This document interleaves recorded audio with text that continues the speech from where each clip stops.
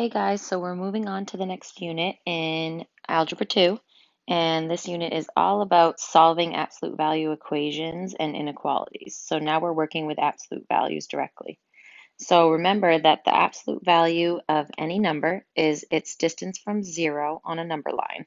So the absolute value, so in your example here, the absolute value of -4 is just 4 because I'm 4 units away, and the absolute value of 4 is 4. So in the next example, it says, think about what x equals for each of the following equations and state all solutions.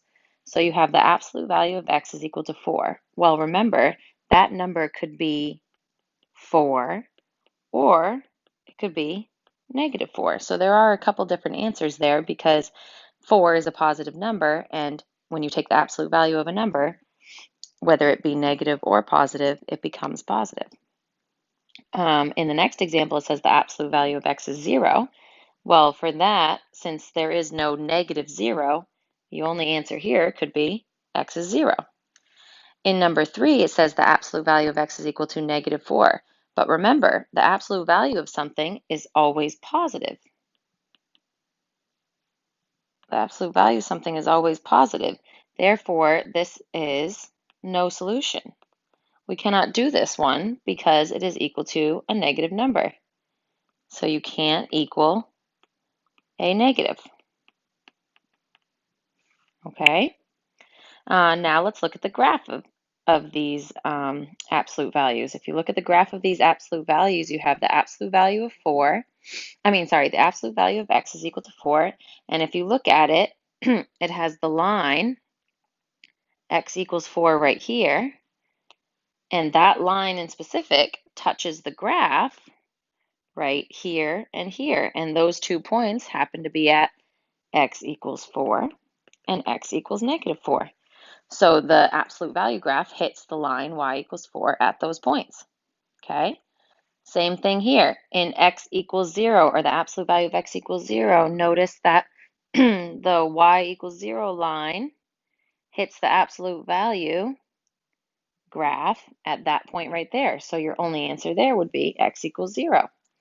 And then notice with the last one, the absolute value of x, the absolute value of x equals -4, is way down here, and the absolute value V graph is up top, and they never touch. So therefore, there is no solution because they never touch. Okay? So here are the rules when it comes to absolute value based on this information. If the absolute value of x is equal to b, and b is a positive number, then you have two answers, right? You have x equals -b and x equals b, positive b. So it equals -4 and +4. If the absolute value of x is equal to b and b is negative, then it has no solution. If the absolute value of x is equal to 0, then it does have one solution, and that solution is x equals 0. Okay? So when it comes to solving an equation, this is important to note to make sure that you isolate the absolute value before applying the rules. So basically get the absolute value by itself. So let's look at a few examples. So in these examples, we don't have a ton of space, so we got to make sure that we are uh, writing small for this one, okay? So when you're going to solve absolute value, remember, sometimes if b is positive, you have two answers. If the b is negative, then you have no solution. And if it's 0, then you just have the 1, okay? So in this first one, we have the absolute value of x equals 7. There's nothing to do to get the absolute value by itself, so we just can write our answer. Well, this could be 7, or x could be -7. There's your two answers there. In number 2, we have to get the absolute value by itself. So there's a 4 on the outside, which means times. So we have to divide by 4 to start out. If I divide both sides by 4, I now have the absolute value of v is equal to 7. Then I can say that my absolute value answer would be 7 and -7 again. Okay? In the next example, we have the absolute value of 2u plus 10 is equal to 0. So the absolute value is by itself, but it's equal to 0. So we know that the only answer that we can get is we set the inside of the absolute value 2u plus 10 equal to 0, and we solve to get our only answer. There was only going to be one solution here. So recall two-step equations. We're going to minus 10 from both sides. 2u is equal to negative 10. Divide by 2 on both sides. And u is equal to negative 5. So our answer here would be u equal to negative 5. Okay? In number 4, the absolute value is not by itself. So you do have to get rid of that negative 3 on the outside first by dividing it. So I'm going to divide both sides by negative 3. When I do so, I'm left with the absolute value of v minus 4 is equal to negative 11. Now look at that closely. Can an absolute value ever equal a negative number? No, it cannot. So this one is no solution.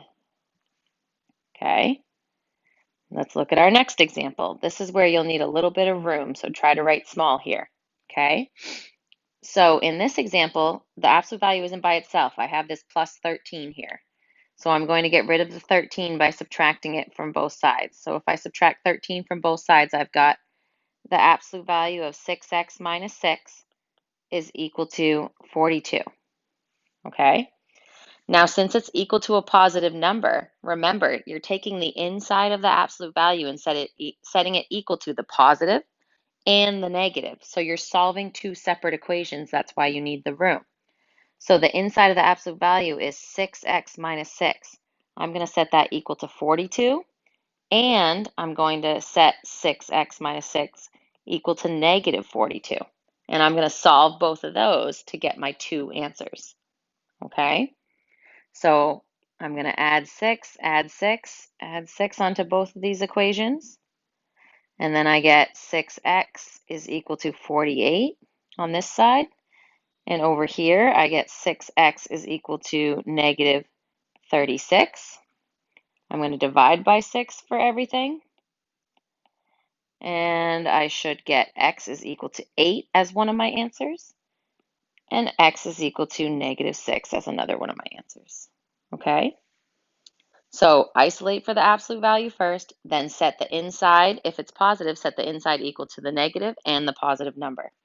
So let's try number 6. Again, you're going to need a little bit of room in order to do this one. So in this one, we have a negative 4 on the outside of the absolute value. We need to get rid of it first, and we do that by dividing. So we're going to divide by negative 4 on both sides of our equation. Okay? So then I'm left with the absolute value of 2w plus 8 is equal to 10. Now I have a positive number that the absolute value is equal to. So again, I'm going to take the inside, which is 2w plus 8, and set it equal to 10. Then I'm going to take the inside again, which is 2w plus 8, and set it equal to negative 10, my two answers. Okay? Then I'm going to solve. So I'm going to minus 8 from everything here. That's my first step. And then I get 2w is equal to 2 on this side. And 2w is equal to negative 18 on that side.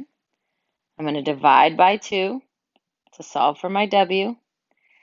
And I should get a final answer of w equals 1 as one of my answers, and w equals negative 9 as my other answer. Okay?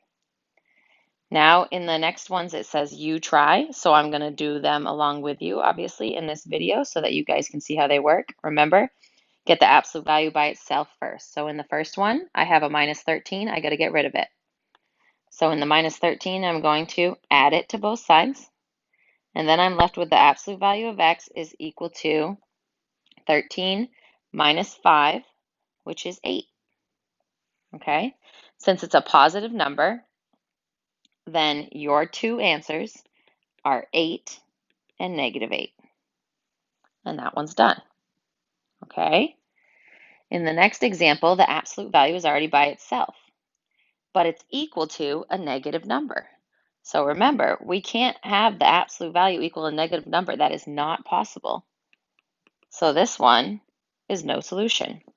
So make sure you're taking a look at the absolute value before you solve, okay? This one, number 3, has a plus 6 on the outside that I need to get rid of. So I'm going to minus 6 from both sides. When I do so, I've got the absolute value of x minus 5 is equal to 0. And remember, when it's equal to 0, it just has the one answer. So I'm going to set the inside equal to 0. I'm going to add 5 to both sides. And my final answer here is x equals 5. In number 4, we've got quite the bit of work, okay? So in number 4, we have a negative 2 on the outside of the absolute value that we need to get rid of. We also have a minus 8. We are going to add the 8 first. That would be your first step. So when I add the 8, I'm left with negative 2. Absolute value of x plus 3 is equal to negative 12. Okay? Then I'm going to get rid of the negative 2. So the multiplying and dividing part comes last in this when I'm getting rid of the numbers that are with my absolute value. So I'm going to divide by negative 2 now, and I have the absolute value of x plus 3 is equal to 6. Now, since it's a positive number, I can set the inside of my absolute value, x plus 3, equal to 6, and I can set the inside x plus 3 equal to negative 6. There are my two answers, and solve.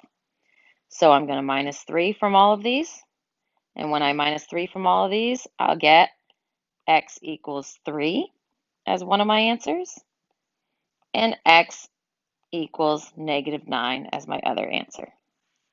So take your time on these, remember the steps, and let me know if you have any questions. Good luck.